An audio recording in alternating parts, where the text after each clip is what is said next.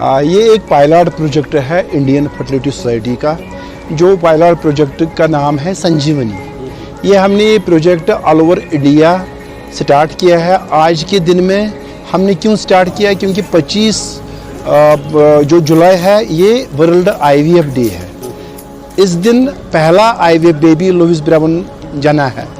सो हमने all over India में ये एक संजीवनी का प्रोजेक्ट रखा हुआ है, जिसमें हमने हमारे फ्लिप चार्ट्स हमने डिस्ट्रीब्यूट किए हेल्थ केयर वर्कर्स को 5 डिजीज़ की अवेयरनेस के लिए। एक है ब्रेस्ट कैंसर अवेयरनेस, दूसरा है सर्विकल कैंसर अवेयरनेस, तीसरा हमारा हमने रखा है PCOS, चौथा हमने रखा है मेंस्ट्रुअल हाइजीन, और 5वां हमने रखा है फर्टिलिटी मिथ्स।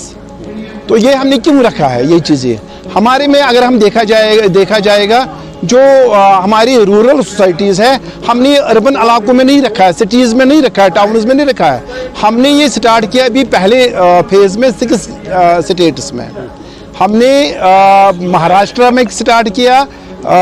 आज के दिन में ये महाराष्ट्र में था, तमिलनाडु में था, हरियाणा में, बिहार में, जम्मू कश्मीर में और गुजरात में। ये 6 स्टेट्स में हमने ये स्टार्ट किया है ये प्रोजेक्ट संजीवनी, जहाँ पर हमने health care workers, Asha workers, anganwadi workers and even doctors को अवेयर किया है इन डिजीज़ों की अवेयरनेस के लिए। लेकिन हमने क्या किया, हमने सारे 6 स्टेट्स में अपनी रीजनल लैंग्वेज में उनको अवेयर किया। फॉर एग्जांपल हमने ये रिकॉर्डिंग की है अपने रीजनल, हम कश्मीर में था तो कश्मीरी लैंग्वेज में रिकॉर्डिंग, और हमने इनको अवेयर किया है कि आप अगर फर्टिलिटी मिथ्स पर हम बात करेंगे। फर्टिलिटी मिथ्स ये है कि यहाँ पर आम क्या बोला जाता है कि बच्चा नहीं है कि लेडी की प्रॉब्लम है। नहीं, ये लेडी की प्रॉब्लम नहीं है, ये दोनों की प्रॉब्लम हो सकती है या मेल की भी प्रॉब्लम हो सकती है। इसमें 30% होता है कि मेल का प्रॉब्लम होती है कि उसके स्पर्म में मोटेलिटी कम है, ओलिगोस्पर्मिया, उसके स्पर्म में काउंट कम है, ओलिगोस्पर्मिया, उसके स्पर्म में मोटेलिटी कम है, एस्टेनोस्पर्मिया, उसके स्पर्म में मोटेलिटी भी अच्छी है, काउंट भी अच्छा है, लेकिन उसकी स्ट्रक्चर उसका अच्छा नहीं है, उसकी बॉडी अच्छी नहीं है, उसको बोलते हैं टेराटोस्पर्मिया। सो उसका टेल डिफेक्ट होगा, उसका हेड डिफेक्ट होगा, and these are the causes of male infertility, जिससे बच्चा नहीं हो सकता। हम ये तो पूरा दोष या पूरी जिम्मेवारी लेडीज़ पर नहीं रख सकती है।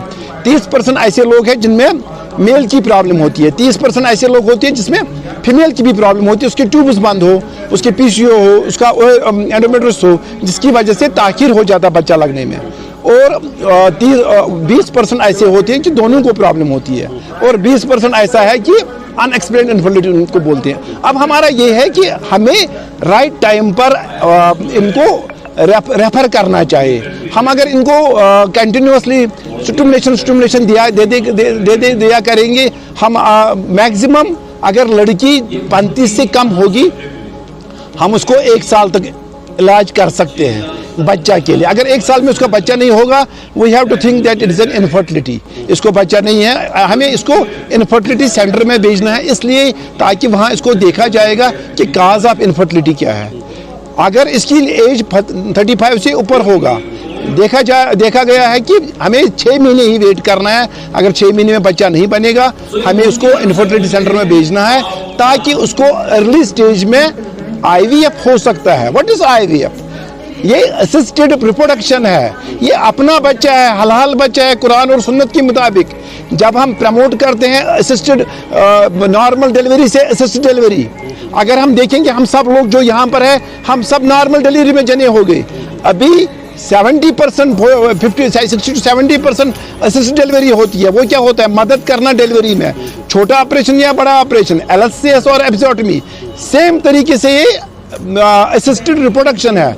It is not artificial, it is assisted reproduction, it is assistance. हम अपने आप में जो यहाँ पर एक स्टिग्मा बना हुआ है, ये अपना बच्चा है, हलाल बच्चा है, हमें क्या करना है? अर्ली स्टेज में हमें असिस्ट इनको करना है, हमें मदद करना है इनको बच्चा लगने में। हमने वहाँ मदद किया है बच्चा जनने में, असिस्टेड डिलीवरी। हमने कुछ सेंटर्स में ऐसे भी रखे हैं कि अगर कोई लो प्रिविलेज्ड पेशेंट्स होंगे, जिनके पास इतना हम उनको नो प्रॉफिट नो लॉस में करते हैं, जो IFS से एसोसिएटेड IVF सेंटर्स है। और सबसे बड़ी बात हमें ये देखना है, हमें उस IVF सेंटर में जाना है जो ICMR कन्फर्म्ड IVF सेंटर है, जो आर्ट एंड सरोगेसी बोर्ड में रजिस्टर्ड है। हमें ऐसे नहीं जाना चाहिए कि कोई बोलेगा कि ये आ गए हैं कि हमें पता ही नहीं होगा कि ये कौन है क्या है। तो हम, और बेहतर है कि अगर हमें अपने डोर स्टेप्स पर एक अच्छा IVF सेंटर हो जो स्टैंडर्ड मिल जाए उसको नेशनल और इंटरनेशनल स्टैंडर्ड के साथ, और जो ICMR रजिस्टर्ड है होगा और जो आर्ट एंड सरोगेसी बोर्ड में रजिस्टर्ड होगा। हमें बेहतर है इस पेशेंट को उधर ही भेज दो, बनस्बत कि हम इसको बाहर भेजेंगे। जब हम इसको बाहर भेजते हैं तो ये फैमिली से आउट हो जाता है। अगर ये मुलाजिम हो या ये प्राइवेट मुलाजिम हो, उसको वो नौकरी छोड़नी पड़ती है, 1 महीने 2 महीने की लीव लेनी पड़ती है, और वहाँ पर उसको एक मेंटल स्ट्रेस भी हो जाता है इसमें। जब ये घर से बाहर हो, खर्चा भी ज़्यादा लगता है। बेहतर है कि उसको डोर स्टेप में अच्छे ICMR कन्फर्म्ड जो इंटरनेशनल स्टैंडर्ड्स में मिलता है, बेहतर है हम उस पेशेंट को उधर ही भेज दें।